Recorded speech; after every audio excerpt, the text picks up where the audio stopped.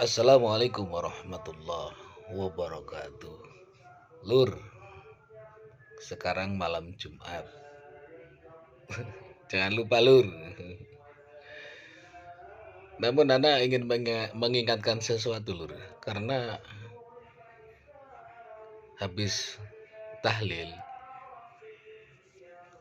Anda dapat petunjuk harus menyampaikan tentang hal ini. Kalau tidak, bahaya ini.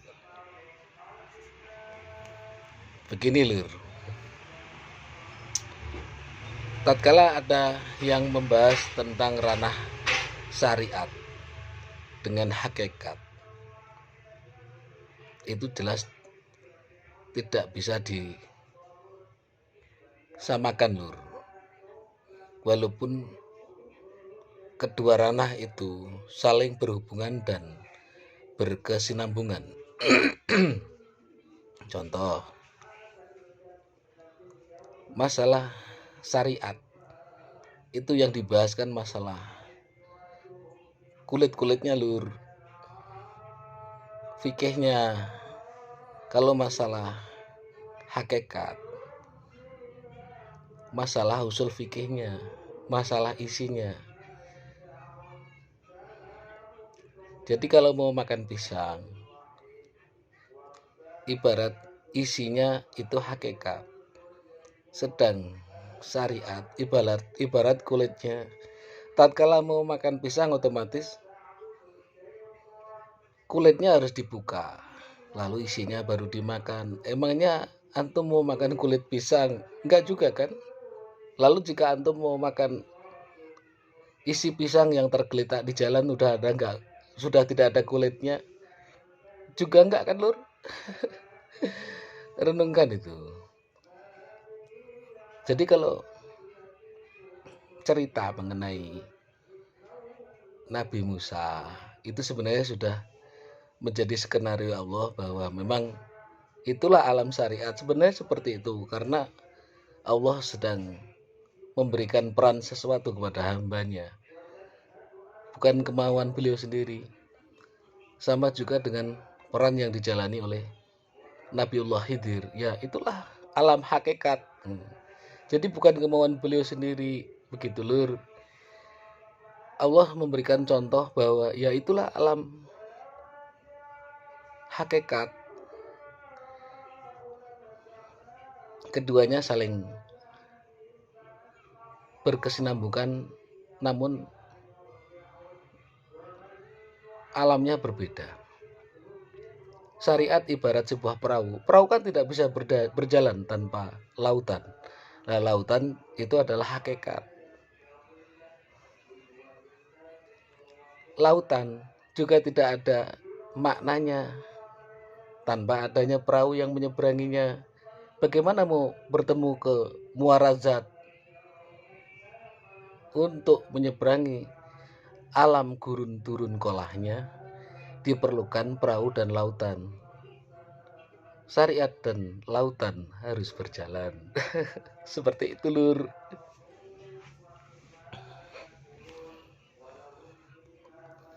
Kalau ada orang yang senyum-senyum, itu juga lur, artinya memang dia murah senyum. Daripada menyampaikan sesuatu sambil teriak-teriak, mendingan sambil senyum lur. Karena dia udah tahu intisari yang terkandung di dalam yang disampaikan seseorang ataupun yang diperdebatkan seseorang. Kemungkinan besar dia hanya pura-pura tidak tahu lur.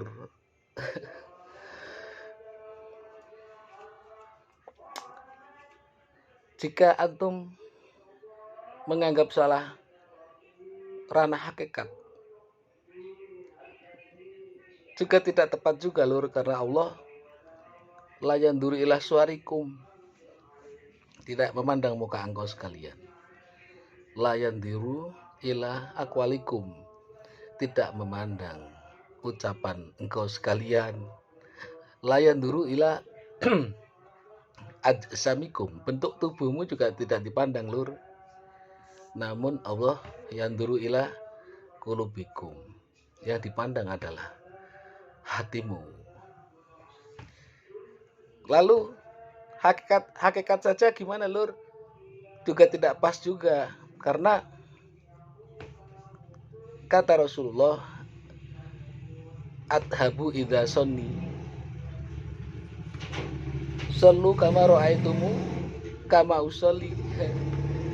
Beliau bersabda, lakukanlah ibadah sebagaimana aku melakukan. Kalau Rasulullah melakukan syariat, kita juga harus melakukan.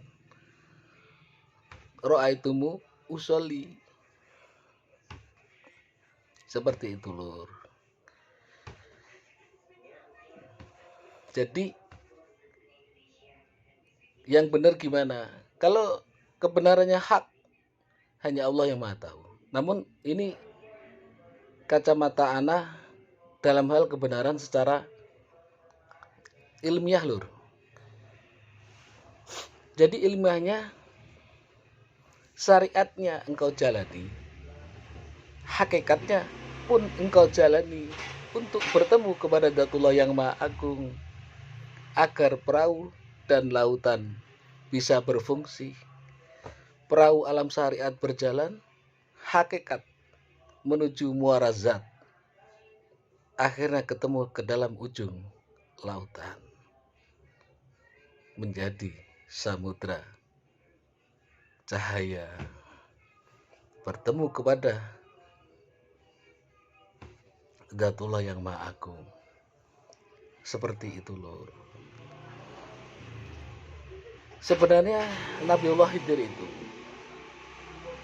juga punya peranan atas perintah Tuhan lur. Bukan asal kemauan beliau sendiri. Jadi semua ada menjalankan perannya masing-masing. Nabiullah Khidir alaihissalam diperintahkan oleh Allah untuk mengelilingi lautan dari awal ujung lautan hingga alam pertama diciptakan sampai ujung lautan akhirnya. Maksudnya ujung lautan itu ujung akhir zaman lur. Agar untuk apa? Bertemu ujungnya samudra lautan, yaitu Al-Mahdi. Karena Nabiullah Khidir alaihissalam ditugaskan oleh Allah untuk mendidik Al-Mahdi. Jadi salah satu guru Al-Mahdi itu adalah Nabiullah Khidir alaihissalam. Begitu lur. Jadi jangan heran kalau keilmuan Al-Mahdi mirip-mirip dengan ilmunya Nabi Khidir. Emang muridnya seperti itu lur. Dan maaf, ada yang hadir. Kebetulan ada roh yang hadir lur. Waalaikumsalam.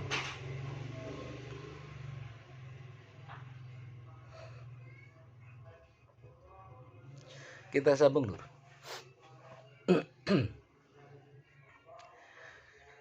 Allah memerintahkan kepada Nabiullah Khidir alaihissalam untuk mendidik Al-Mahdi, sehingga disebutkan bahwa Nabi Khidir ditugaskan oleh Allah untuk mengelilingi lautan hingga ke ujung lautan, yaitu samudra ilmu, yaitu agar sampai ketemu Al-Mahdi. Setelah ketemu Al-Mahdi, untuk dididik oleh Nabi Khidir. Setelah ketemu ujungnya lautan, berarti Al-Mahdi tadi lur, berarti dunia akan segera ditutup. Karena dunia tidak akan ditutup sebelum Nabi Khidir ketemu ujungnya lautan. Seperti itu lur. Sekarang Nabi Khidir udah ketemu ujungnya lautan, udah ketemu dengan Al-Mahdi. Setelah,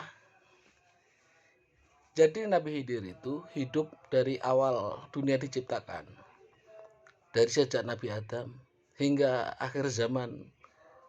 Setelah Rasulullah tidak ada, diutuslah utusan akhir zaman sebagai penerus para utusan terdahulu. Al-Mahdi bukan nabi, namun penerus utusan terdahulu. setelah Nabi Khidir bertemu dengan Al-Mahdi, gelar yang diberikan oleh Allah menjadi wali Khidir, karena utusan akhir zaman yang diutus oleh Allah adalah Al-Mahdi. Seperti itu, Lur.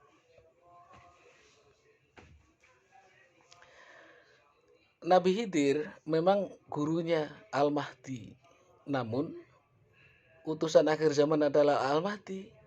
Mau tidak mau nanti Nabi Khidir tetap waktu yaumul hisab, di hari pembalasan, di bawah naungan bendera Al-Mahdi. Antum sudah pernah membaca kitab ini belum, Lur? Utusan Allah tatkala akan menghadap Allah nanti akan membawa bendera untuk umatnya. Golongan yang hidup di masa Rasulullah akan di bawah naungan bendera warna hijau bertuliskan La ilaha illallah Muhammadur Rasulullah warna putih. Lah hidup para umat yang hidup di masa Sultanul Aulia Syekh Abdul Qadir Jailani akan memakai di bawah naungan bendera warna merah bertuliskan tulisan warna kuning berlafatkan Sultanul Aulia Syekh Abdul Qadir Al Jailani. Itu yang hidup di masa Sultanul Aulia, Lur.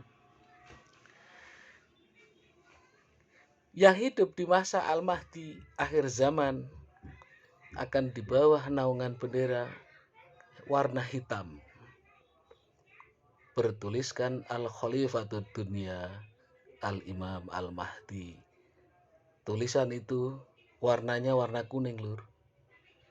Namun ketika bendera itu di bawah naungan bendera warna hijau, yaitu semuanya di bawah naungan bendera Rasulullah Muhammad Shallallahu Alaihi Wasallam. Namun pada waktu yaumul hisab nanti menghadap Allah, golongan itu akan disesuaikan di bawah bendera masing-masing hidup di zamannya, Lur. Di zaman Rasulullah berarti saat kita umat akhir zaman, kita nggak bisa langsung nyelonong di bawah bendera Rasulullah, Lur. Karena kita di bawah naungan utusan Al-Mahdi. Jadi di bawah bendera Al-Mahdi. Yang hidup di masa Rasulullah di bawah bendera Rasulullah. Yang hidup di masa Sultanul Aulia, benderanya Sultanul Aulia. Yang hidup di akhir zaman di bawah bendera Al-Khalifatud Dunya Al-Imam Al-Mahdi. Paham, Lur? Jadi kalau ente nanti tidak mengenal Al-Mahdi, Allah Karim, ente nyari-nyari, Lur. Pas begitu lihat bendera hijau, lalu Rasulullah bilang, "Loh, ente kan umat akhir zaman. Hidupmu di masa hidup Imam Al-Mahdi. Cari bendera Imam Al-Mahdi." Seperti itu, Lur. Bendera Imam Al-Mahdi warnanya hitam. Bertuliskan Al-Khalifatud Dunya Al-Imam Al-Mahdi. Ente belum pernah baca kitab itu ya? Cari dulu kitab apa itu. Yang jelas Ana tahu kitab itu, namun Ana tidak mau menyebutkan. Karena selama ini yang Ana pelajari, tatkala orang menyampaikan suatu berita dalam kitab-kitab yang sifatnya tasawuf, kitab-kitab para aulia, bahkan kitab-kitab dari langit seperti kitab Soro, kitab-kitab yang lain, orang-orang mengatakan itu ilmu apa? Jangan-jangan sesat dan sebagainya, Lur. Padahal orang-orang tersebut belum pernah membaca kitab tersebut. Sedang kitab Soro itu kitab akhir zaman tentang kehidupan mulai dunia ini baru diciptakan sampai dunia ini ditutup. Itu ada semua di dalam kitab itu. Yang memegang adalah Nabiullah Khidir alaihissalam. Kalau Al-Mahdi muridnya Nabi Khidir, sudah pasti dikasih tahu sama gurunya, Lur. Tidak mungkin seorang guru tidak ngasih tahu muridnya. Jadi hal-hal yang diucapkan oleh Al-Mahdi itu yang mungkin tidak masuk di rasional antum, itu memang betul-betul terjadi karena keilmuannya dari Nabi Khidir. Sedang Nabi Khidir membaca kitab-kitab akhir zaman, membaca isi kitab akhir zaman. Segala kejadian-kejadian yang akan datang, Nabi Khidir tahu semua. Jadi antum jangan membanding-bandingkan antara nabi ini, nabi itu. Semua itu sudah mempunyai peranan masing-masing sesuai perintah Allah Subhanahu wa taala. Kalau Anda mau menerangkan sambil tidur-tidurannya itu ya Anda ya. Antum mau mendengarkan silahkan, enggak silahkan. Mau percaya omongan Anda silahkan, enggak juga enggak apa-apa.